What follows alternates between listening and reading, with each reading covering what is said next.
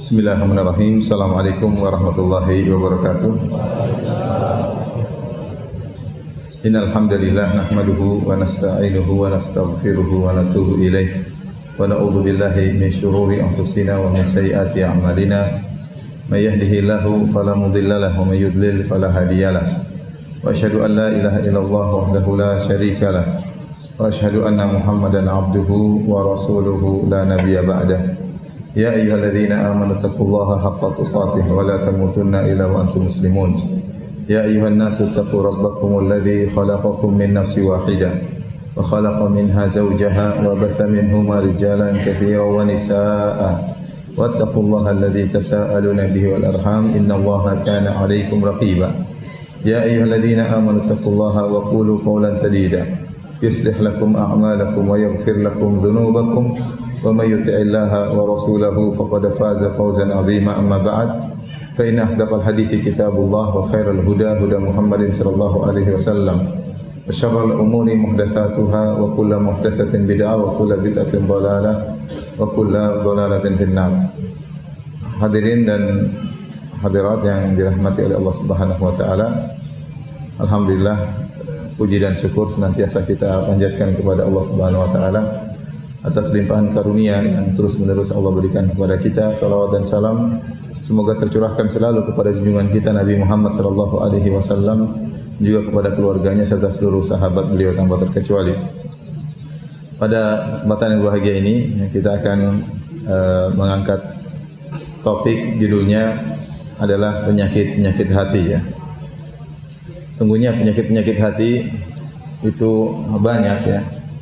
Bukan hanya jasad yang terkena penyakit, hati juga terkena penyakit. Dan Allah sebutkan misalnya tentang orang-orang munafik, kata Allah Subhanahu wa taala, fi qulubihim marad. Sungguhnya ya pada hati mereka ada penyakit ya. Dan memperhatikan masalah hati ya adalah perkara yang sangat penting. Membersihkan hati adalah perkara yang sangat penting. Kebanyakan orang mereka sibuk memperhatikan zahir mereka. Kalau ada penyakit pada zahir mereka, maka mereka berusaha untuk menyembuhkannya. Kalau ada kotoran pada zahir mereka, maka mereka berusaha membersihkannya. Sementara banyak di antara mereka yang lalai dari memperhatikan gerak-gerik hati, dari menyadari bahwasanya hati mereka terinfeksi dengan penyakit-penyakit tertentu, sehingga mereka kurang memperhatikan hal ini. Bahkan betapa banyak orang-orang terkena penyakit hati dan mereka tidak sadar bahwasanya mereka sedang terkena penyakit hati. Padahal yang menjadi patokan utama adalah hati seseorang ya. Oleh karenanya dalam satu hadis Rasulullah SAW bersabda, "Innallaha la yanzuru ila suwarikum wala ila ajsadikum walakin Allah yanzuru ila qulubikum wa a'malikum." Kata Nabi sallallahu alaihi wasallam, sungguhnya Allah tidak memandang kepada jasad kalian dan kepada rupa kalian, tetapi yang Allah pandang adalah hati kalian dan amalan kalian. Nah, ini menunjukkan bahwa yang menjadi patokan diperhatikan oleh Allah Subhanahu wa taala yang paling utama adalah hati dan amalan. Adapun jasad dan bentuk bukan merupakan ya penilaian utama Allah Subhanahu wa taala. Karenanya orang-orang yang akan selamat pada hari kiamat kelak adalah orang-orang yang bertemu dengan Allah dengan hati yang selamat, hati yang bersih. Kata Allah Subhanahu wa taala, "Yauma la yanfa'u malun wala banun illa man atallaha biqalbin salim." Hari di mana tidak bermanfaat harta dan anak-anak. Ya, harta tidak bisa menolong, anak-anak pun tidak bisa menolong. Illa man atallaha biqalbin salim, kecuali orang yang bertemu Allah dengan hati yang selamat, hati yang bersih dari berbagai macam penyakitnya. Kemudian ternyata penyakit-penyakit hati yang menimpa masyarakat ini memberikan dampak dalam kehidupan mereka ya. Saya sebut sederhana aja seperti penyakit-penyakit hati yang mungkin akan kita singgung pada pertemuan kali ini. Sebenarnya banyak penyakit hati ya, tapi kita akan singgung sebagiannya. Di antara penyakit hati contohnya adalah yang berkaitan dengan akidah seperti kemunafikan, ini penyakit hati. Syubhat, ini penyakit hati. keraguan, ini juga penyakit hati. Ini berkaitan dengan keyakinan. Di sana ada orang-orang yang munafik ya, benci kepada Islam, ya, tidak suka dengan syariat Islam, tidak suka dengan syiar-syiar Islam, tetapi KTP-nya Islam. Kenapa? Dalam hatinya ada penyakit. Penyakit tersebut namanya kemunafikan. Yang Allah sebutkan dalam Al-Quran, fi qulubihim marad, fazadahumullahu marada. Ya. Sesungguhnya dalam hati mereka ada penyakit dan Allah tambahkan penyakit dalam hati mereka. Contohnya keraguan ya. Orang yang ragu, demikian juga ragu dengan Islam, ragu dengan adanya Tuhan ya. Sehingga akhirnya terjerumus ke dalam ateis dan yang lain. Ini namanya juga penyakit hati. Syubhat. Banyak orang juga terkena syubhat. Syubhat yang membuat mereka akhirnya ragu dengan syariat Islam. Ini contoh-contoh penyakit hati yang berkaitan dengan masalah akidah. Ada penyakit-penyakit hati yang lain yang juga berbahaya, yang berkaitan dengan bukan berkaitan dengan akidah, tapi berkaitan dengan amal kehidupan sehari-hari. Contoh penyakit-penyakit hati tersebut, contohnya riya, ya, beramal soleh untuk dilihat, untuk disanjung, untuk dipuji. Contoh namanya ujub. Ujub yaitu merasa hebat, merasa tinggi, merasa berhasil, ya. Seakan-akan dia lupa bahwasanya keberhasilan semuanya dari Allah Subhanahu wa taala. Kemudian yang lainnya adalah sombongan. Seorang sombong dengan kelebihan yang dia miliki, ya, entah karena kecerdasannya, entah karena jabatannya, entah karena hartanya, maka dia pun menjadi sombong dan angkuh. Contohnya adalah hasad, ya. Hasad, dengki, ya. Dia tidak kurang ridha dengan apa yang Allah berikan kepada dia, selalu melihat ke atas, melihat orang yang lebih baik daripada dia dari sisi dunia, sehingga akhirnya dia hasad dan dengki kepada orang tersebut. Ini penyakit-penyakit seperti ini, riya, ujub, sombong, hasad, dengki, ya, suudzon. Ini penyakit hati semua ini ternyata memberi dampak dalam kehidupan sehari-hari, dalam kehidupan bermasyarakat. Betapa banyak terjadi pertikaian, perselisihan, ghibah, namimah, ya, saling menjatuhkan. Sebenarnya penyakit-penyakit yang timbul di masyarakat, ghibah, namimah, terus kemudian adu domba, saling menjatuhkan, saling mengejek, saling merendahkan, semuanya kembali kepada penyakit hati. Ya, semua kembali kepada penyakit hati. Kita bayangkan kalau ada masyarakat semuanya ikhlas, tidak ada yang ujub, tidak ada yang mau tampil nomor satu, tidak ada yang sombong. Kira-kira masyarakat bagaimana? Tentram, tidak ada keributan. Tetapi tatkala timbul penyakit-penyakit hati ini, ya, maka akan nampak dampaknya dalam kehidupan bermasyarakat, baik dalam ruang lingkup yang besar maupun ruang lingkup yang kecil. Dalam kekerabatan, interaksi di antara kerabat, sering terjadi permusuhan. Ternyata dicek sebabnya adalah karena adanya hasad, adanya dengki. Sering ribut antara suami dan istri. Kenapa dicek? Ternyata suudzon, berburuk sangka kepada pasangan hidupnya. Ya, nampak seorang suka nyinyir yang lain, ya, mengejek yang lain. Kenapa dicek-cek? Ternyata dia sombong dan angkuh. Kalau dia tidak sombong, dia tidak akan nyinyir orang lain. Ya. Sebabnya karena penyakit hati. Ya. Terjadi pertikaian misalnya di antara dai misalnya atau di antara panitia pengajian. Ya. Kenapa sebabnya? Ternyata riya, ingin tampil saya yang berhasil mengundang, saya yang pengajian saya yang paling ini, pengajian saya paling anu. Ya. Ada pembubaran terhadap pengajian-pengajian, intinya kembali kepada penyakit hati. Entah hasad, entah dengki, entah riya, entah ujub, entah sombong, entah angkuh dan yang lainnya. Maka pada kesempatan pagi hari ini kita, ya, sama-sama belajar, ya, sama-sama berusaha untuk, ya, mendeteksi apakah dalam hati kita ada penyakit-penyakit hati, dan pasti ada salah satu di antara penyakit-penyakit tersebut. Dan kita berusaha untuk membersihkan hati kita dari penyakit-penyakit tersebut. Karena penyakit-penyakit ini, ya, mengganggu ketentraman hidup seseorang. Kalau seorang dia sombong, dia angkuh, dia riya, dia hasad, dia dengki, suudzon, berburuk sangka, orang itu hidupnya tidak tentram. Semakin banyak penyakit hati dalam dirinya, dia semakin tidak bahagia. Ya, karena kebahagiaan letaknya di hati. Kebahagiaan letaknya di hati. Semakin dia bersihkan hatinya dari penyakit-penyakit tersebut, semakin dia ikhlas kepada Allah, semakin dia tidak sombong, semakin dia tidak angkuh, semakin dia tidak hasad, dia semakin bahagia. semakin bahagia ya. Terkadang kita dapati seorang suka marah-marah, sedikit-sedikit teriak-teriak. Kenapa dia suka marah-marah? Ternyata ada keangkuhan. Dia angkuh, makanya dia suka nunjukkan kehebatan dia. Dia marah sedikit-sedikit, merasa dikalahkan, maka dia suka marah-marah. Ini orang suka marah-marah ini sebabnya apa? Ada penyakit hatinya. Ya. Orang yang tidak angkuh, ngapain dia marah-marah? Ya? Karena dia marah, dia merasa orang lain rendah sehingga mudah untuk dia omelin, untuk dia marahin.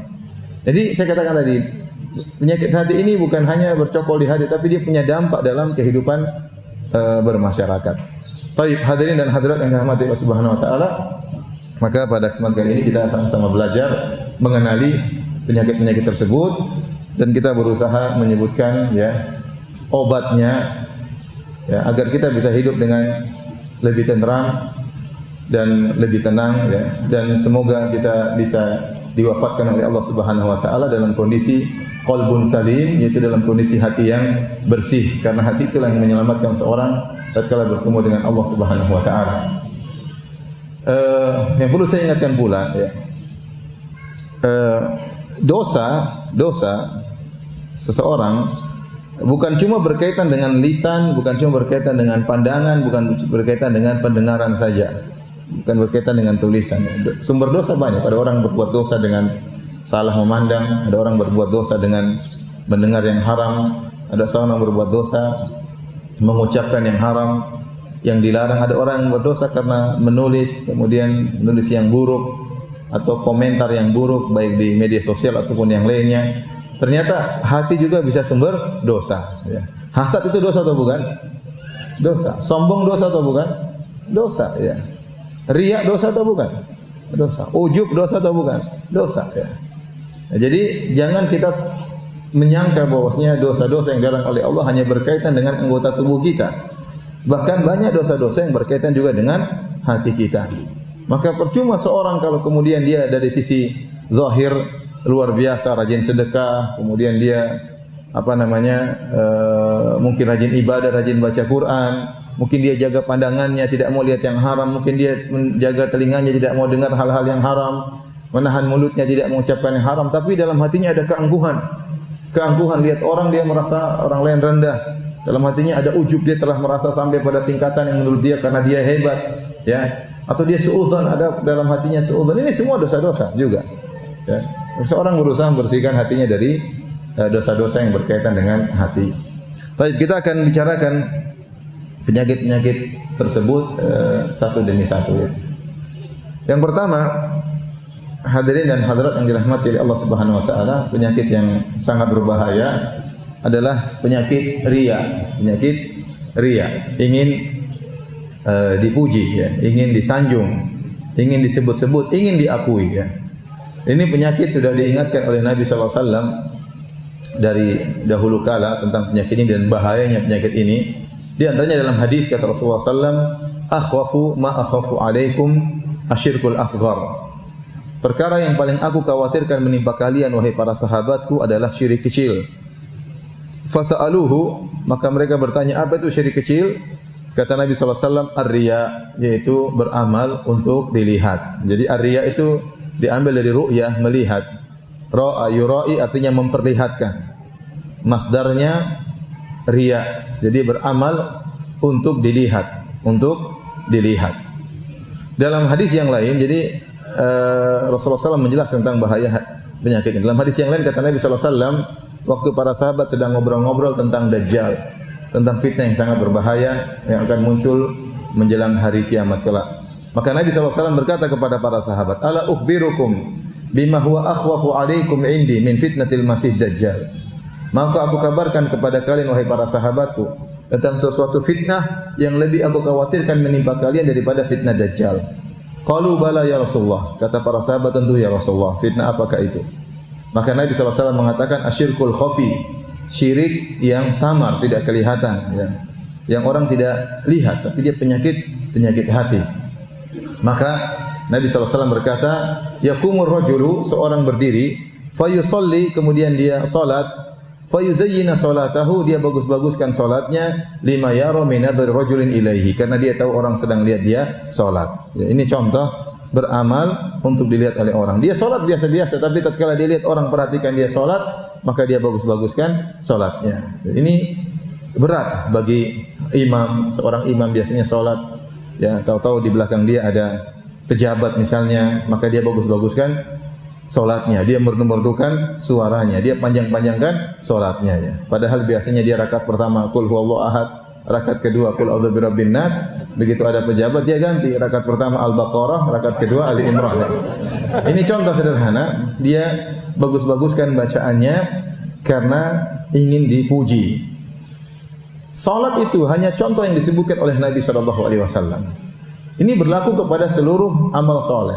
Tidak usah jauh-jauh, dai saya berdakwah, kemudian tahu-tahu ada hadir gubernur misalnya, atau hadir Pak Presiden misalnya, saya cari muka, maka saya bagus-baguskan pengajian saya sebutkan dalilnya sana sini, ya. Saya tadi ingin dipuji, sama. Padahal kalau enggak ada mereka, saya ngisi biasa-biasa aja, ya.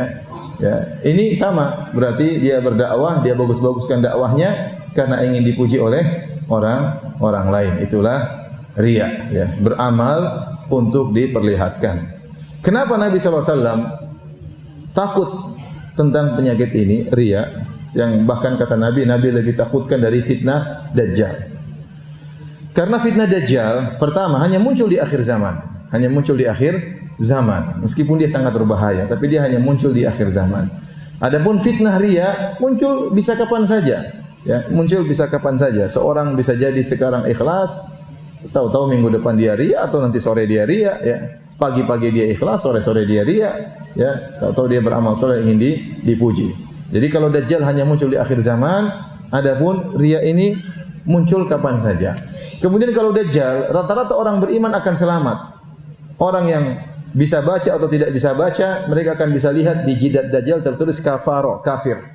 Ya. Selama orang itu beriman, baik bisa baca maupun tidak bisa baca, Allah akan buat dia bisa melihat di wajah Dajjal lalu tulisan apa? Kafir, untuk dia hindari.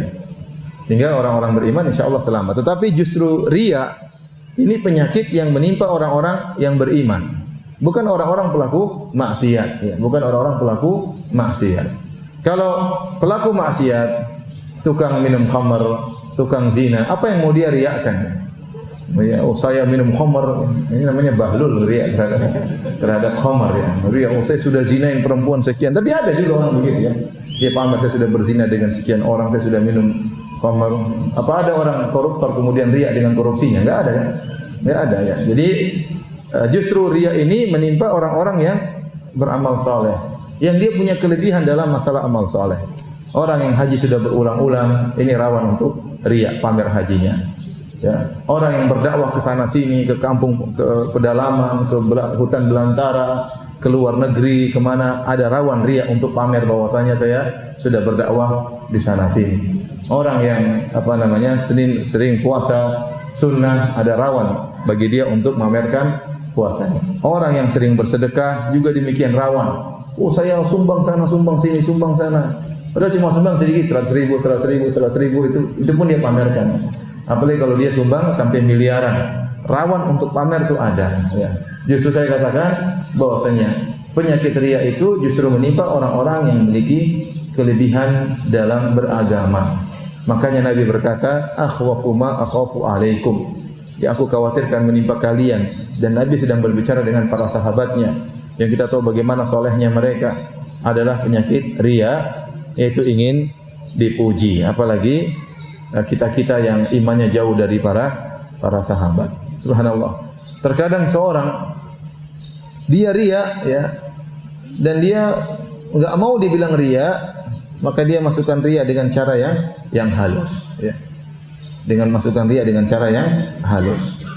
Ini disebutkan oleh Syekhul Islam Ibnu Taimiyah rahimahullahu taala. Contoh bagaimana? Contoh, dia menghina orang. Dia mengatakan, "Wah, si fulan itu salat subuh selalu di saf ketiga." Maksudnya apa ngomong begitu? Maksudnya kalau dia selalu saf pertama. Tapi dia tidak bilang beda dengan saya, kalau saya saf pertama.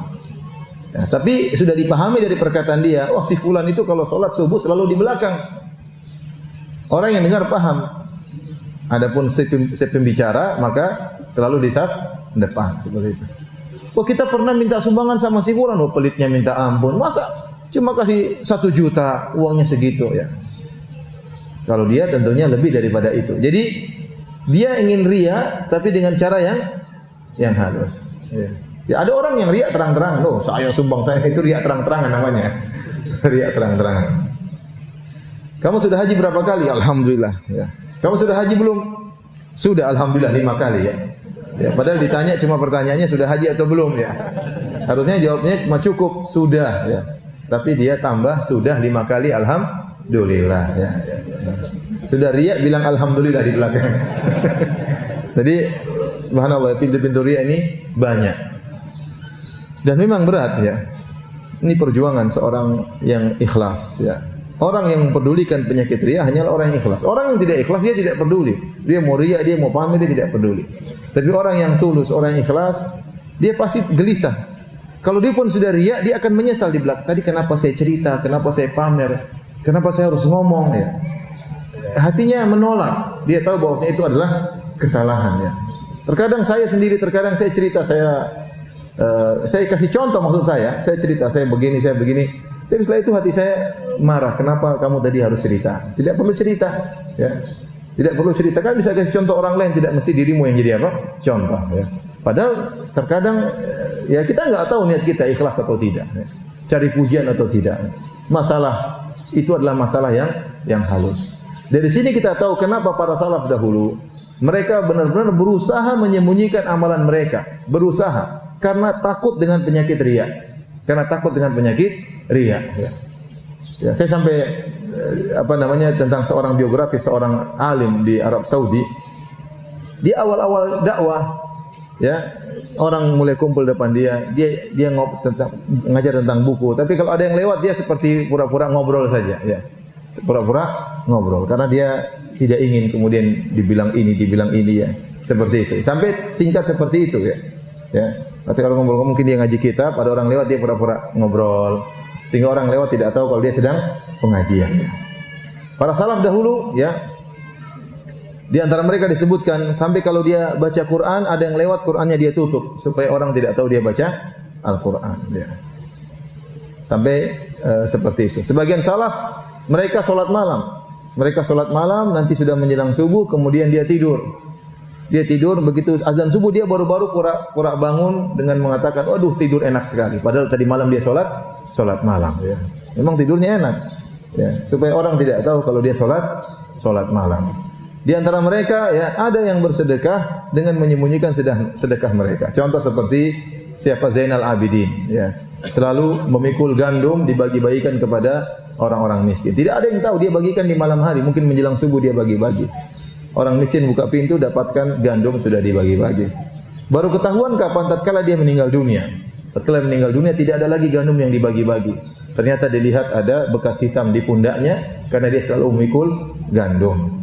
Ya, ini bagaimana usaha para salaf dahulu tatkala tidak ingin diketahui, tidak ingin dikenal tatkala beramal saleh ya.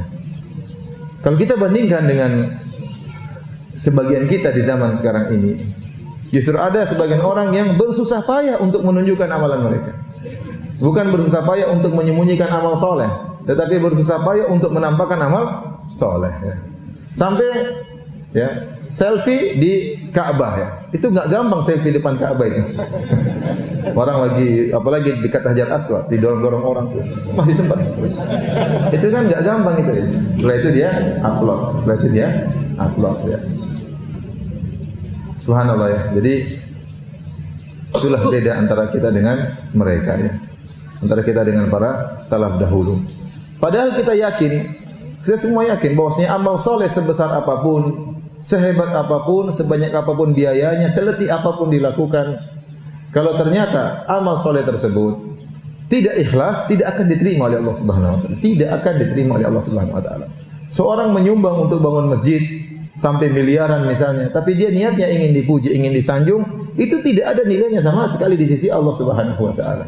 Seorang berhaji, meskipun hajinya travel super plus ya, mungkin 500 juta sekali hajian, tapi kalau ternyata dia niatnya hanya untuk sombong, hanya untuk dipamerkan, hanya untuk diakui, maka tidak ada nilainya sama sekali di sisi Allah Subhanahu wa taala. Seorang berhaji supaya dipanggil Pak Haji, ya ini enggak ada faedahnya. Enggak ada faedahnya ya. Kalau tidak dipanggil Pak Haji dia marah-marah ya. Saya sudah haji ya.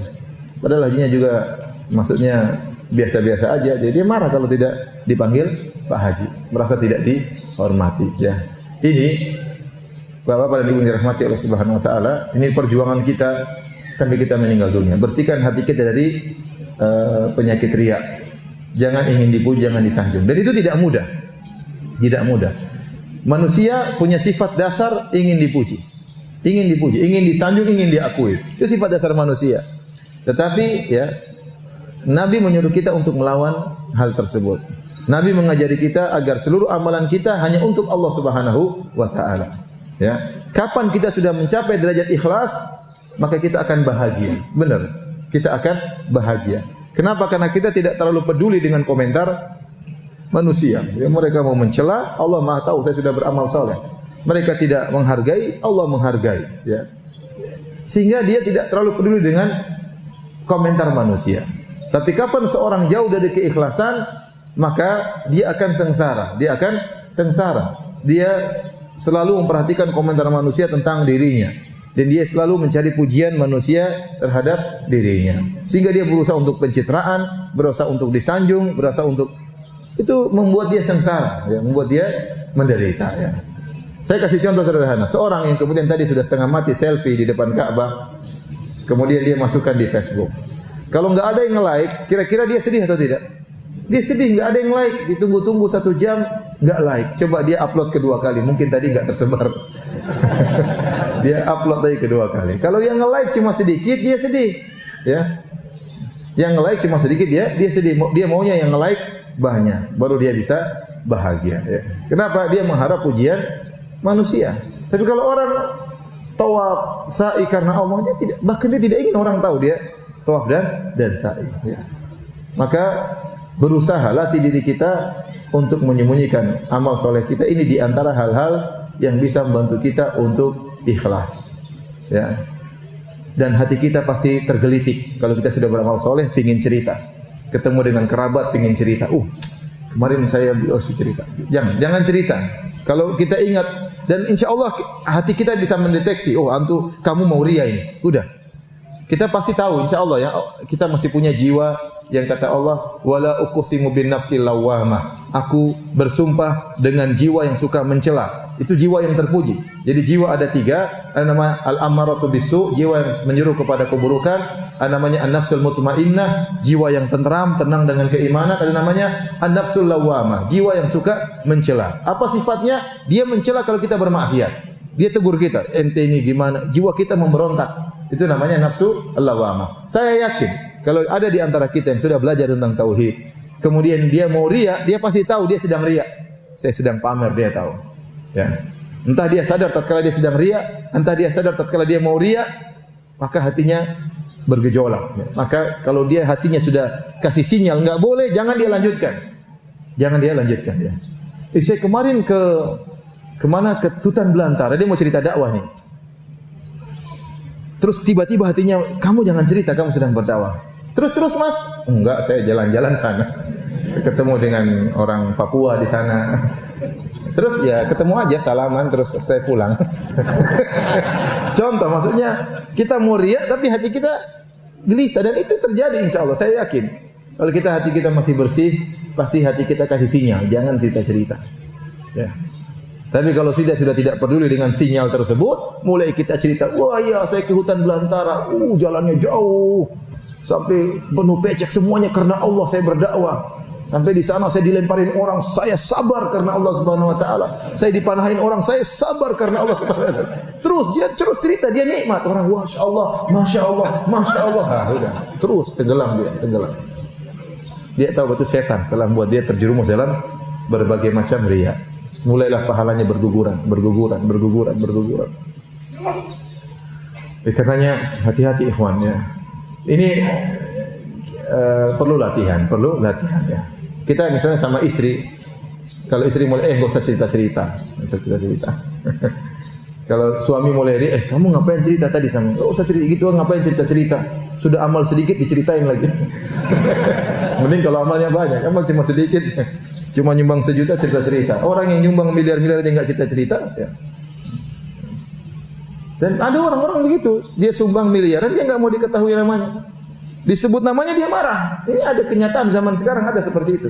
Disebut namanya tidak mau. Ya. Marah-marah kalau kenapa sebut nama saya marah, benar-benar marah, wajahnya merah, bukan marah dibuat-buat. Kenapa? Karena dia tahu sulitnya menjaga keikhlasan itu tidak gampang menjaga keikhlasan. Ya. Itu tidak gampang. Maka ikhwan dan akhwat yang dirahmati Allah Subhanahu wa taala, ini salah satu penyakit hati yang sangat berbahaya yang bisa menyerang siapa saja di antara kita, tidak pandang bulu apakah orang awam maupun ustadz, apakah orang awam maupun kiai, semuanya bisa terkena penyakit riya, ya. Maka hendaknya dia berjuang keras, ya, untuk terhindar dari riya. Dan di antara doa yang diajarkan oleh Nabi sallallahu alaihi wasallam, Allahumma inni a'udzubika an usyrika bika syai'an a'lamuhu wa astaghfiruka lima la a'lamu, ya. Saya ulangi doanya, Allahumma inni a'udzubika an usyrika bika syai'an a'lamuhu wa astaghfiruka lima la a'lamu. Artinya, ya Allah, aku berlindung kepada Engkau dari kesyirikan yang aku sadari maupun kesyirikan yang tidak aku sadari, Ya. Kadang saya sedih melihat ada perselisihan di antara pegiat-pegiat dakwah, di antara panitia-panitia pengajian, ya. Kadang-kadang asalnya bukannya untuk masalah riya saja, masalah apa? Riya. Ingin panitia ini yang top, panitia yang nomor 1, jangan sampai kalah dengan panitia yang lain, ya. Jemaah pengajian juga demikian, jangan sampai kalah pengajian yang lain, ya. Sampai mungkin beranjak kepada dai dan yang lainnya, sampai pada pembubaran dan yang lainnya. Menyedihkan hal seperti itu, ya. Sebenarnya tidak perlu terjadi, ya. Kita berdakwah masing-masing, ya. Berdakwah karena Allah Subhanahu wa taala, ya. Ya, tidak perlu kita riya, tapi kita karena Allah Subhanahu wa taala. Syekh Muhammad bin Abdul Wahhab rahimahullahu taala tatkala menyampaikan ayat, ya, dalam kitab Tauhid, Qul hadhihi sabili ad'u ila Allah. Katakanlah ini adalah jalanku. Aku menyeru kepada Allah. Ad'u ila Allah. Aku menyeru kepada Allah. Ya. Kemudian dia berkata, dia mengomentari ayat ini, wa fi hadza tanbihun alal ikhlas. Ayat ini memberi peringatan kepada kita untuk ikhlas dalam berdakwah. Lianna katsiran wa in kana yad'u ila Allah fa huwa yad'u ila nafsihi. Kata beliau, kenapa? Karena banyak orang meskipun dia menyeru kepada fa in kana yad'u ilal haq, meskipun dia menyeru kepada kebenaran, wa huwa yad'u ila nafsi, ternyata dia juga menyeru kepada dirinya. Jadi yang dia sampaikan dalil, yang dia sampaikan adalah hak, yang dia sampaikan adalah sunnah, yang dia sampaikan adalah tauhid. Tetapi selain dia menyeru kepada tauhid, kepada sunnah, kepada kebenaran, ternyata dia mendompleng dalam dakwahnya tersebut menyeru kepada dirinya. Artinya apa? Orang harus ikut dengan dia. Ada seperti itu. Ini berlaku dalam dakwah, ya. Berlaku dalam dakwah. Artinya apa? Seandainya ada dai yang lain yang juga menyeru kepada tauhid, kepada sunnah, dia tidak suka. Dia ingin orang agar berkumpul kepada dirinya. Pada hakikatnya dia tidak menyeru kepada Allah. Benar, dia menyeru kepada kebenaran. Dia menyeru kepada al-haq. Dia menyeru kepada sunnah. Dia menyeru kepada tauhid. Namun pada hakikatnya dia menyeru orang untuk kepada dirinya. Ya. Makanya saya sering sampaikan bahwasanya pondok, organisasi, masjid, majelis taklim, panitia itu hanyalah sarana, bukan tujuan. Bukan tujuan. Barang siapa yang menjadikan itu semua sebagai tujuan, maka dia tidak ikhlas kepada Allah Subhanahu wa taala. Contoh orang yang menyeru kepada organisasinya.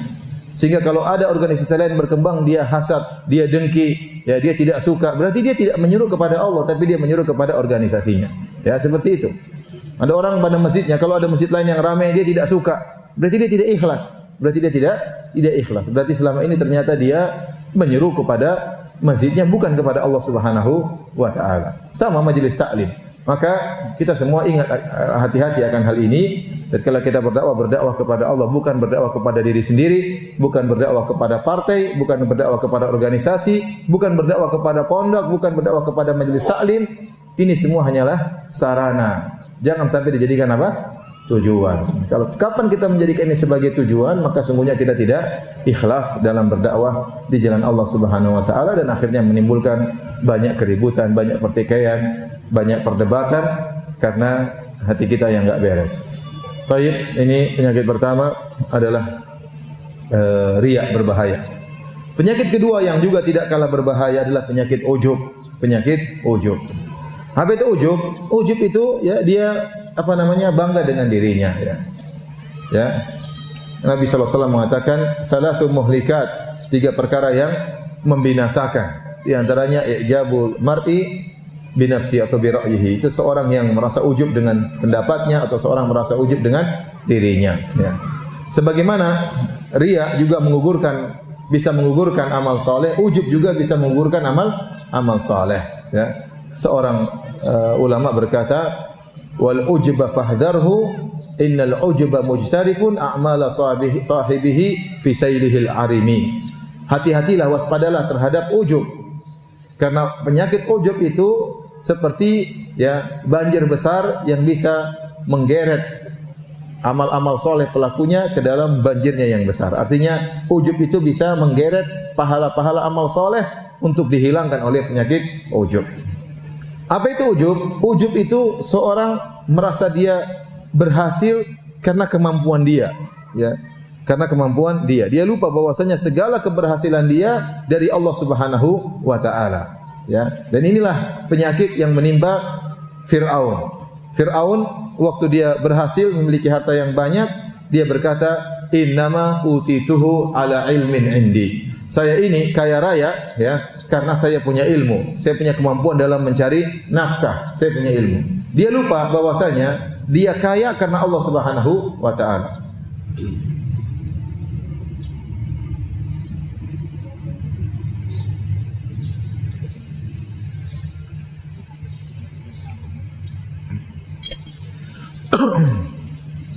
Jadi dia lupa bahwasanya segala keberhasilan itu dari Allah Subhanahu wa taala.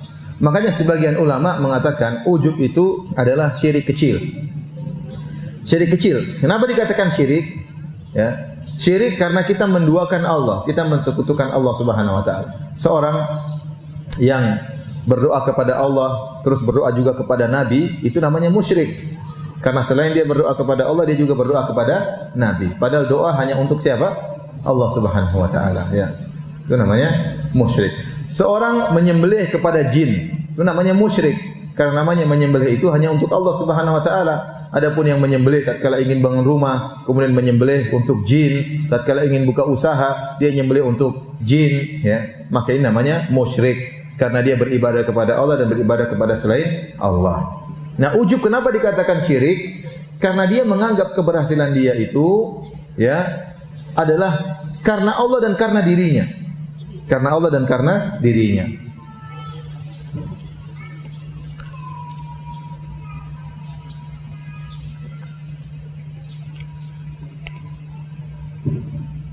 Jadi harusnya dia sadar bahwasanya dia hanya melakukan sebab. Sebab dia lakukan, tapi penentu keberhasilan bukan dia. Penentu keberhasilan murni dari siapa? Allah Subhanahu wa taala. Kapan dia merasa penentu keberhasilan juga dirinya, itulah ujub. Itulah ujub.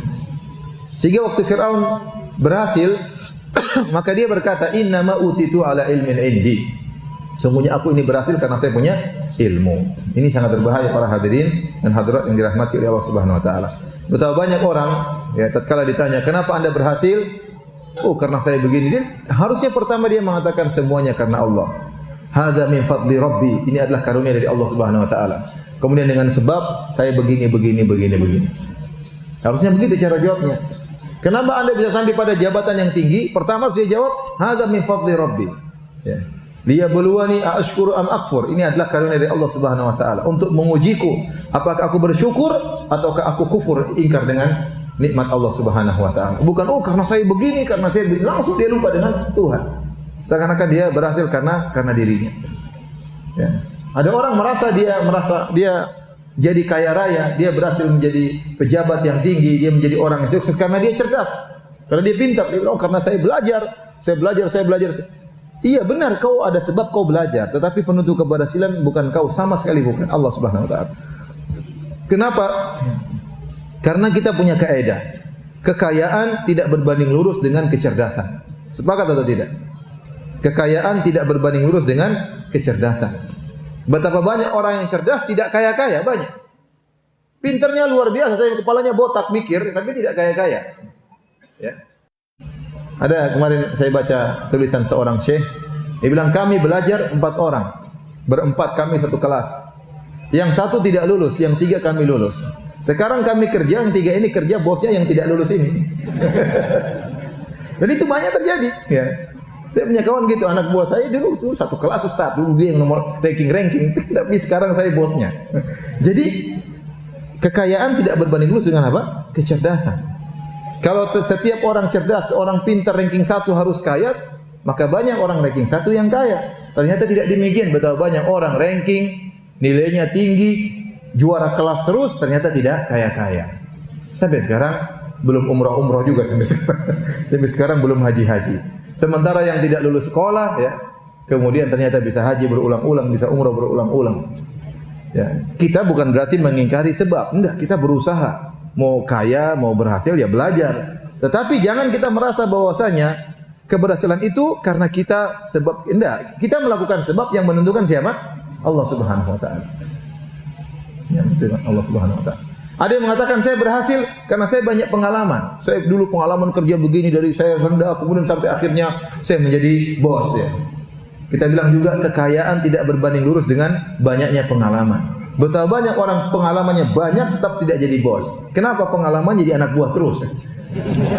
Jadi Allah mentakdirkan dia pengalaman jadi anak buah terus, tidak pernah naik jabatan, tidak pernah jadi bos ya.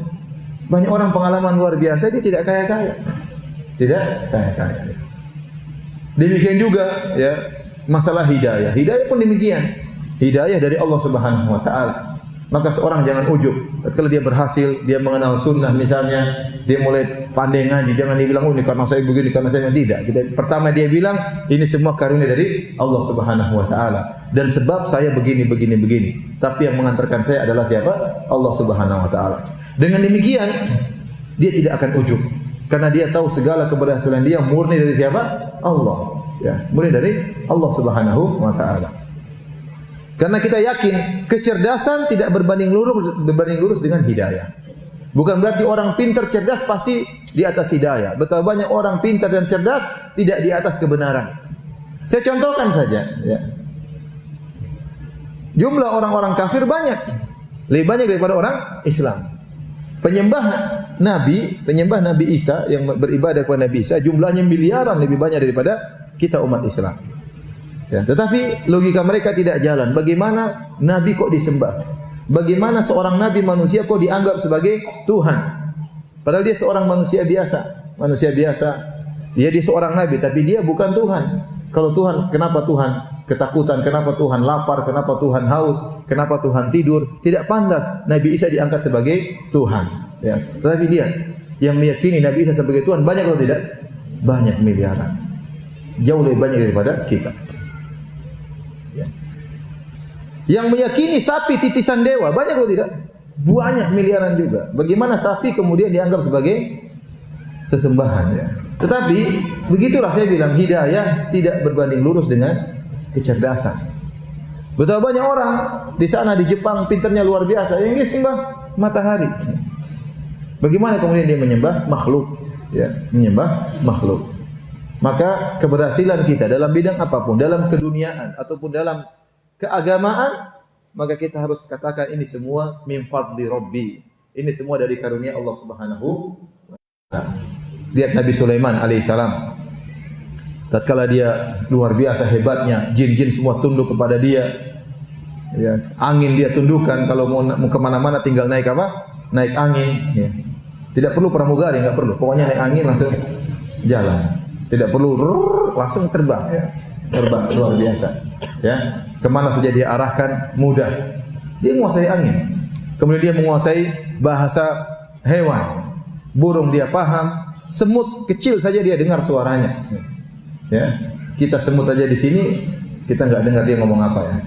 Nabi Sulaiman semut jauh dia bisa dengar ucapan pembicaraan semut tersebut.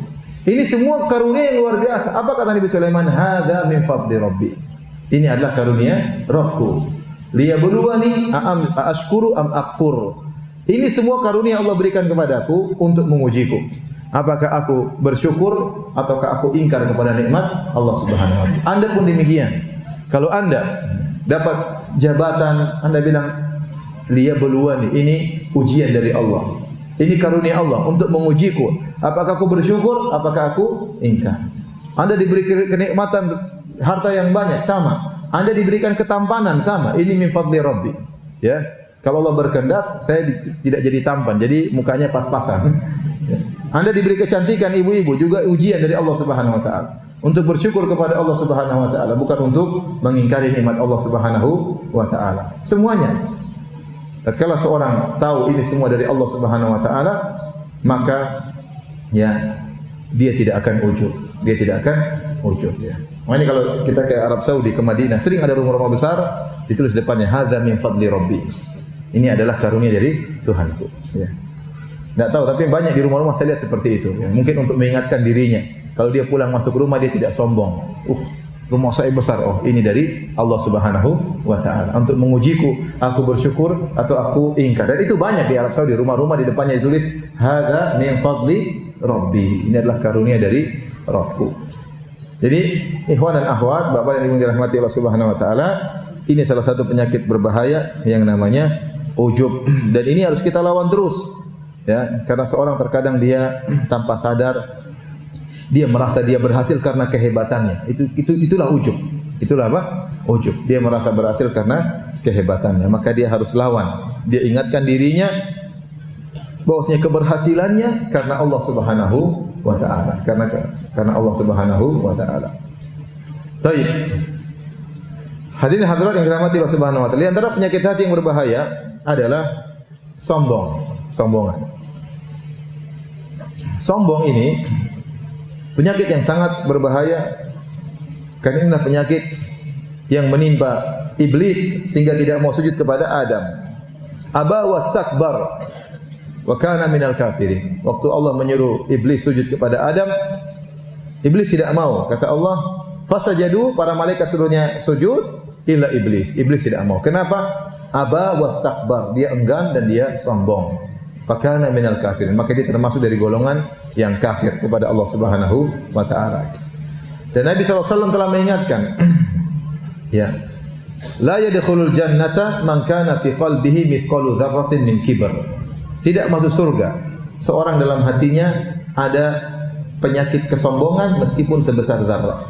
Dzarrah itu apa ya, Bapak dan Ibu yang dirahmati Allah Subhanahu wa taala? Dzarrah itu banyak tafsiran, disebutkan oleh Ibnu Hajar dalam Fathul Bari, disebutkan oleh Qurtubi dalam tafsirnya.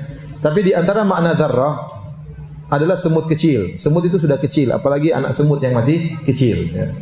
Kalau kita ambil semut kecil, kita letakkan di timbangan, hampir-hampir tidak ada beratnya, saking ringannya. Seakan-akan Nabi berkata, kalau kau punya kesombongan sekecil semut kecil ini, kau tidak masuk surga, kata Nabi SAW. Di antara makna dzarrah adalah kalau seorang menepukkan tangannya di pasir, kemudian dia bersihkan, tersisa berbagai butir-butir di telapak tangannya. Nah, kalau diambil satu butir tersebut, itu namanya dzarrah. Ini kalau kita letakkan satu butir tersebut di timbangan, tidak ada beratnya. Saking ringannya, seakan-akan tidak ada beratnya. Nah, kalau kamu punya kesombongan sebesar itu, kau juga tidak masuk surga. Ya. Demikian juga di antara makna dzarrah, kalau seorang membuka horden, kemudian ada cahaya masuk, lantas ada butiran-butiran kecil. Nah, kalau kita ambil itu namanya dzarrah dalam bahasa Arab. Kalau kita letakkan di timbangan, hampir-hampir tidak ada beratnya. Nah, kalau kamu punya kesombongan sebesar itu, berbahaya.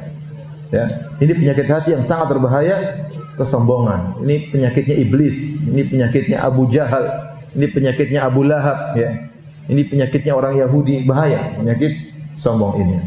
Ya, makanya Allah mengatakan tentang neraka jahanam, fabi'sa mathwal mutakabbirin. Kata Allah, neraka adalah seburuk-buruk tempat bagi orang yang sombong.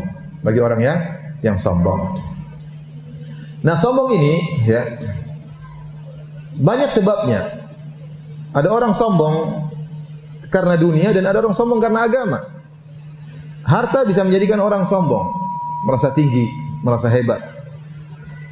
Harta, jabatan bisa bikin orang sombong. Ya. Kemewahan bisa bikin orang sombong. Ya. Ya, kemewahan bisa bikin orang sombong. Ya. Pangkat bisa bikin orang sombong. Saya dulu punya kawan, sekarang dia sudah pensiun. Dulu dia adalah kepala polisi di Masjid Nabawi. ya, kepala polisi di Masjid Nabawi. Ya. Orangnya sangat baik ya. Dia cerita, kata dia, Firanda, kalau saya pulang dari masjid masih pakai lengkap, masih penuh bintang-bintang, kemudian banyak gelar-gelar di sini. Terkadang kalau saya pergi ke Bakola itu kios, saya beli terkadang nggak usah bayar, kata penjual, nggak usah bayar Pak, nggak usah bayar.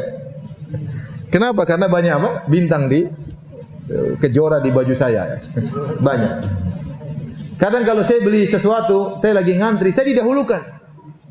Jadi terkadang orang mau tidak sombong, jadi sombong dengan sendirinya. Kenapa? Karena dia dihormati oleh banyak orang. Ya kenapa? Bintang di sini banyak. Jadi begitu dia ngantri, di luar Pak, di luar kata dia. Tapi coba kalau saya pulang pakai baju biasa, baru bangun tidur kemudian ngantri roti. Panjang pun tidak ada yang suruh saya ke depan, saya diam aja di belakang. Enggak ada yang suruh maju ke depan. Kata dia, ini baju bahaya Firanda. Baju ini bahaya. Ya. Bisa membuat kita sombong tanpa kita sadari. Jadi maksud saya, terkadang kita tidak ingin sombong pun akhirnya terbawa kepada sombongan. Kenapa? Situasi membuat kita angkuh. Ya. Contoh sederhana, harta bisa bikin orang sombong. Antum punya mobil misalnya, taruhlah beli mobil harga 4 miliar. Mobil apa harganya 4 miliar? Adalah pokoknya. Terus antum parkir di depan sini, ikut pengajian, parkir di depan sini. Begitu orang-orang bubar pengajian, antum masuk, orang lihat semua enggak? Lihat semua, jadi pusat perhatian. Ada apa? Keangkuhan naik. Semua lihat. Luar biasa ya. Itu kita tidak ingin sombong, jadi sombong dengan apa? Sendirinya. Coba kalau antum naik sepeda atau naik motor butut, antum pasti tawadhu, terpaksa tawadhu, nggak bisa sombong. Mau sombong pakai motor butut gimana caranya?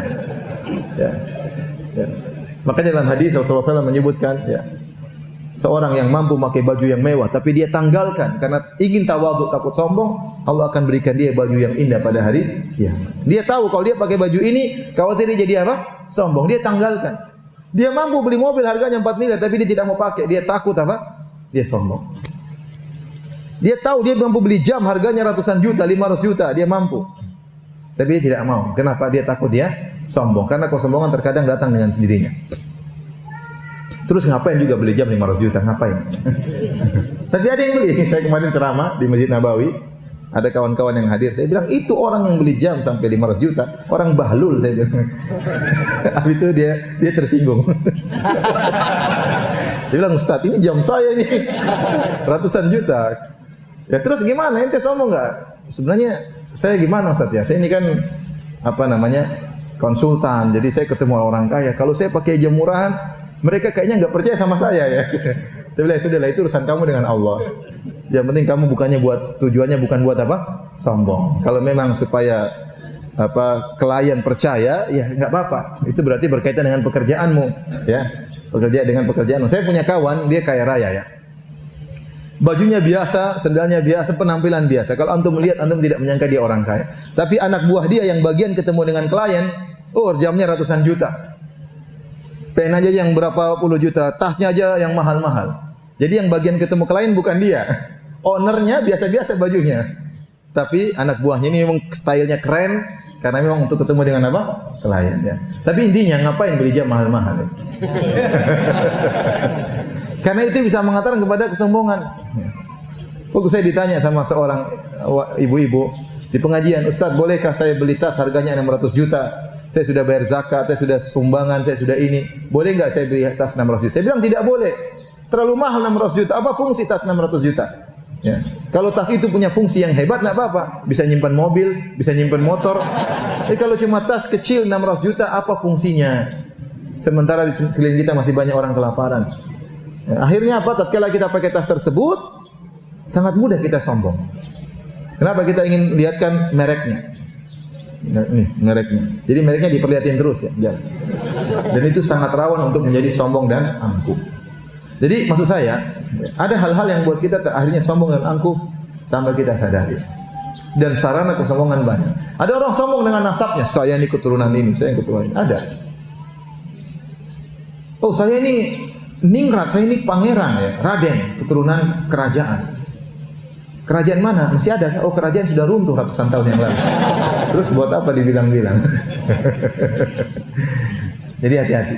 Sebagaimana kesombongan bisa karena dunia, kesombongan juga bisa karena agama. Orang bisa sombong karena ilmu. Karena ilmu. Dan sombongan karena ilmu juga rawan. Orang kalau sudah mulai punya hafalan Quran, sudah 10 juz, seharusnya dia semakin merendah. Tetapi dia mulai timbul keangkuhan. Apalagi dia sudah khatam Quran, mulai ada keangkuhan. Orang yang mulai punya gelar derajat S1 sudah lulus merasa lain. S2 mulai merasa hebat lagi. S3 doktor mulai ada. Ini bisa juga orang sombong karena ilmu. Emang dia belajar di mana? Mau debat dengan saya? Emang dia belajar di mana? Itu ada lafal-lafal kesombongan. Lafal-lafal kesombongan. Jadi hati-hati, saya ingatkan kepada saudara-saudaraku, baik ikhwan maupun akhwat, yang sudah lama ikut pengajian juga, jangan juga menjadi orang yang angkuh. Ya. Sebagaimana harta bisa bikin sombong, ilmu juga bisa bikin angkuh dan bisa juga bikin sombong. Ya. Dan kesombongan itu nampak dari ucapan, ya, kemudian dari gaya jalan, ya. Makanya kata Allah Subhanahu Wa Taala, ya, tentang kata Allah Subhanahu Wa Taala, wala tamshi fil ardi maraha. Ya. Jangan kau berjalan di atas muka bumi dengan kesombongan. Dalam ayat yang lain kata Allah Subhanahu Wa Taala, wala tusair khaddaka lin-nasi wala tamshi fil ardi maraha. Jangan kau palingkan wajahmu tatkala bertemu dengan manusia. Sair itu begini. Jadi kalau ketemu orang, Assalamualaikum, Waalaikumsalam. Ya. Ya. Ya. Ada orang begitu.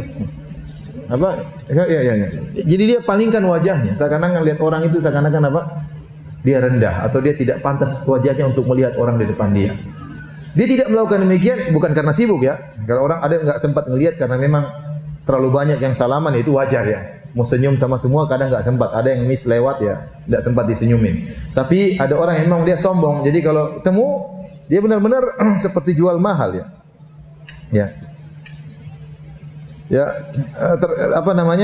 makanya Nabi SAW mengatakan di antara kebakhilan seorang tidak beri salam kepada orang lainnya. Padahal salam kan tidak bayar, cuma dia tidak mau nyalamin orang, ya. Kenapa tidak mau nyalamin orang? Ada keangkuhan. Kenapa kita mahal kasih senyum? Karena ada penyakit dalam hati, ada keangkuhan. Jadi Allah melarang seorang yang tusair khaddah, dia membolak-balikkan wajahnya. Tusair khaddah ini tanda kesombongan. Kata Allah, wala tamshi fil ardi maraha, dan jangan kau berjalan ke atas muka dengan kesombongan. Cara jalan juga bisa menunjukkan apa? Kesombongan. Cara ngomong juga bisa menunjukkan apa? Kesombongan, ya. Ini tanda orang ini sombong. Nah, bagaimana cara melawan penyakit kesombongan? Maka kita harus sadar bahwasanya sama seperti kita melawan ujub, bahwasanya segala kelebihan yang Allah berikan kepada kita ini Allah berikan untuk kita syukuri, bukan kita sombongkan. Semua kelebihan yang Allah berikan kepada kita adalah untuk kita syukuri, bukan untuk kita sombongkan. Antum diberi kelebihan ketampanan, jangan jadikan sombongan dengan ketampanan tersebut. Ukhti yang diberi kecantikan oleh Allah, jangan jadikan kecantikan tersebut sebagai sarana untuk sombong dan angkuh, tapi untuk bersyukur kepada Allah Subhanahu wa taala. Anda yang diberi jabatan oleh Allah Subhanahu wa taala, maka jangan sombong dengan jabatan tersebut, tapi itulah amanah dari Allah, ujian dari Allah Subhanahu wa taala untuk Anda syukuri, ya. Makanya Allah mengatakan, wala tamshi fil ardi maraha, janganlah kau berjalan sombong di atas muka bumi. Innaka lan takhriqal arda wa lan tablughal jibala tula. Sungguhnya kau tidak bisa menembus bumi dan kau tidak bisa setinggi gunung. Kau tidak bisa setinggi gunung. Ini obat yang kedua, yaitu kau harus sadar bahwasanya kenapa kau sombong. Orang seperti kamu ini di dunia ini banyak. Dulu waktu saya belum ke Universitas Madinah, waktu itu saya sudah mulai dakwah sebelum saya ke Madinah. Mulai saya ngisi pengajian, mulai saya banyak baca buku. Terkadang ditimpa dengan penyakit-penyakit seperti ini. Begitu saya sampai di Madinah, saya sekolah dari berbagai macam mancanegara, di kelas lihat orang hebat-hebat, rata-rata hafal Quran. Saya merasa diri saya sangat kecil. Baru saya tahu ternyata orang pintar tuh banyak. Jadi kalau orang cuma di lokal, dia merasa dia hebat. Begitu dia interlokal, baru dia tahu ternyata yang seperti dia banyak sekali. Terus ngapain ente sombong, ngapain ente angkuh? Subhanallah, teman-teman saya luar biasa hafalnya. Bukan cuma Quran mereka hafal, syair-syair Arab mereka juga hafal. Bahkan mereka bisa bikin syair-syair langsung. Ini orang di mana belajarnya? Pikiran saya seperti itu ya. Cuma banyak di antara mereka tidak bisa berdakwah. Tidak seperti tanah air Indonesia. Kita ilmu pas-pasan, kita mudah berdakwah sana sini. Beneran. Mereka di sana banyak pintar-pintar, enggak bisa dikekang oleh pemerintah di sana, enggak bisa. Teman-teman saya dokter-dokter banyak nganggur, enggak bisa apa-apa. Kita yang ilmu pas-pasan, alhamdulillah ceramah di sana sini, alhamdulillah mudah. Ya terkadang diusir-usir ya biasa lah, itu variasi kehidupan. Ya, dilarang-larang biasalah. Dan mereka tidak bisa gerak sehingga ilmu yang mereka pelajari sampai 15 tahun terkadang tidak bisa bermanfaat. Ya. Tapi setelah saya masuk situ saya lihat ternyata banyak orang yang cerdas ya. Ya. Sampai ada kawan saya, Firanda, ente hafal Quran? Oh, saya belum bisa. Terus ente gimana? Saya bukan Quran. Ibnu Katsir pun saya insya Allah hafalin. Gitu. Bukan cuma Qurannya, tafsirnya pun dia kuasai karena dia sudah baca berulang-ulang. Ya. Jadi dari situ kita melihat luar biasa. Ada yang qiraat sab'ah, bukan cuma satu qiraat dia kuasai 7 qiraat. Luar biasa ya. Jadi banyak orang-orang hebat ya.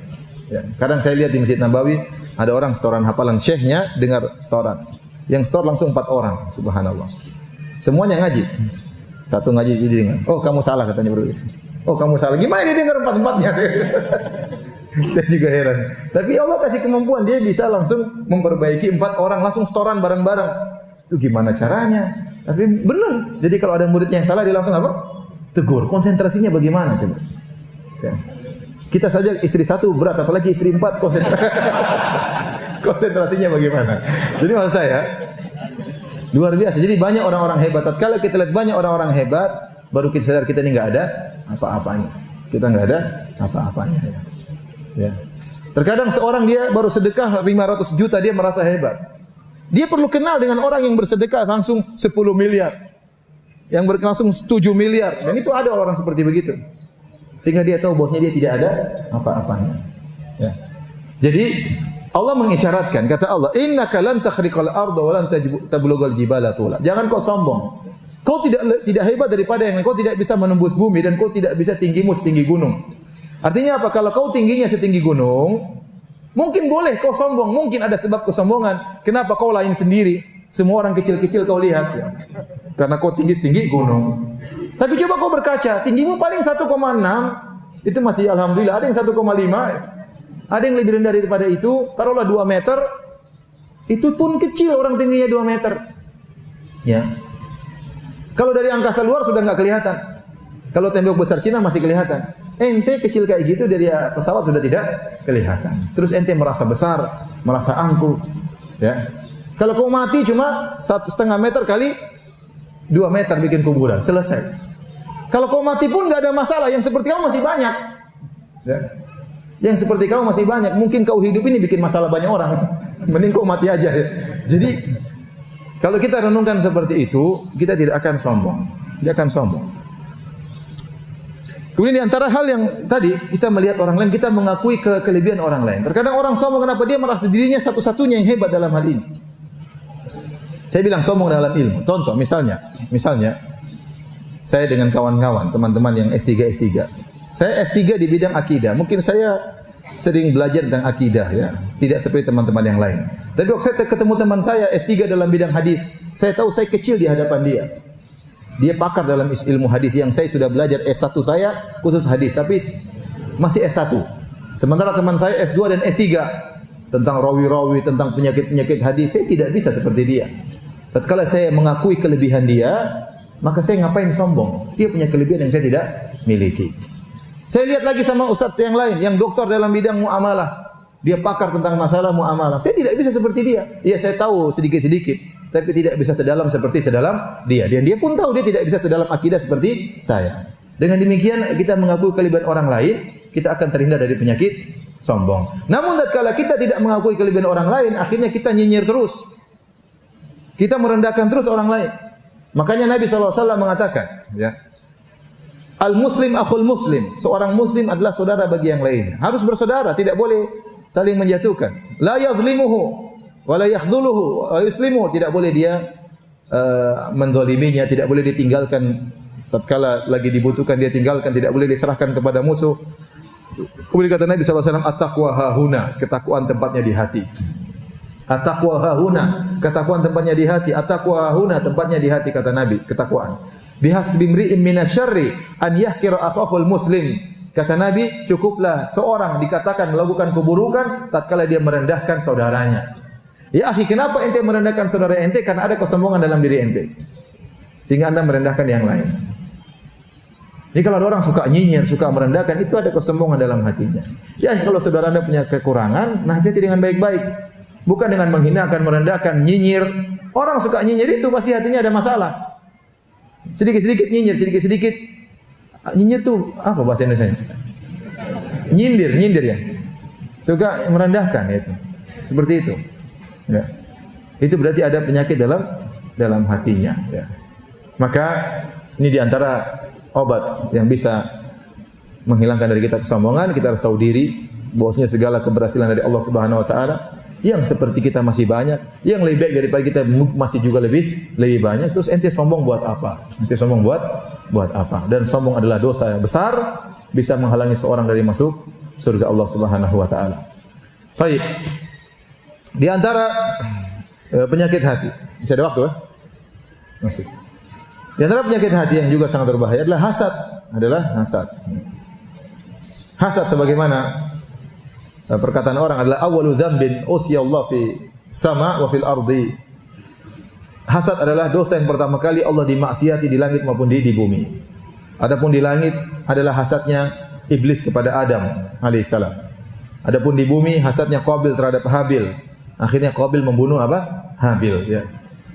Awalnya kenapa? Karena hasad. Dan hasad inilah penyakit orang-orang Yahudi. Kata Allah, hasadan min indi anfusihim min ba'di ma tabayyana lahumul haqq. Kata Allah, orang-orang Yahudi menolak kebenaran Nabi Muhammad SAW. Kenapa? Hasadan min indi anfusihim. Karena dia hasad dari diri mereka. Jadi Allah mensifati orang Yahudi dengan al-maghdub, yang dimurkai oleh Allah.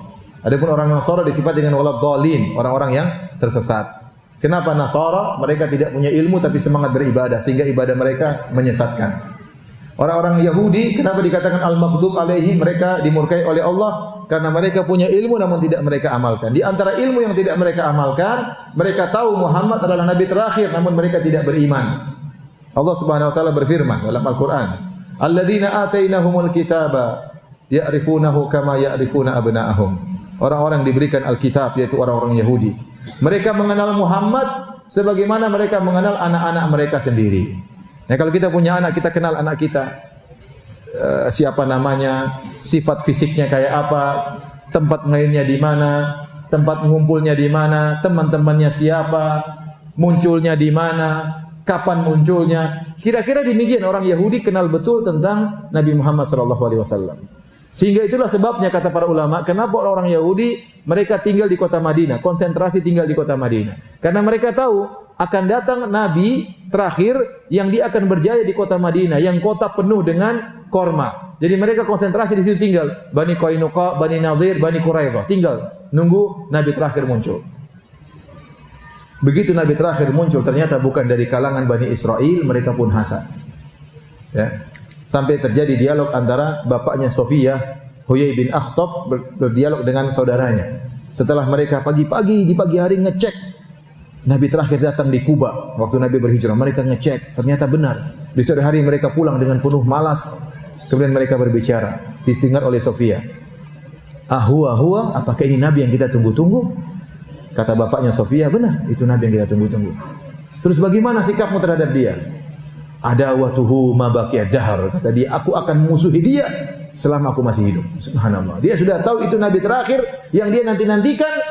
Tapi gara-gara Nabi tersebut bukan dari Bani Israel, maka dia pun hasad dan dia memusuhi Nabi tersebut sampai akhirnya dia meninggal dunia, tewas ya. Huyai bin Akhtab, bapaknya Sofiyah, istri Nabi Sofiyah binti Huyai. Ya. Jadi itulah hasad, penyakit hati. Penyakitnya iblis, penyakitnya Yahudi. Sama penyakitnya Abdullah bin Ubay bin Salul. Abdullah bin Ubay bin Salul, pimpinan orang munafik. Kenapa dia juga tidak mau beriman kepada Nabi? Karena dia hasad. Tadinya dia yang mau diangkat menjadi pemimpin di kota Madinah.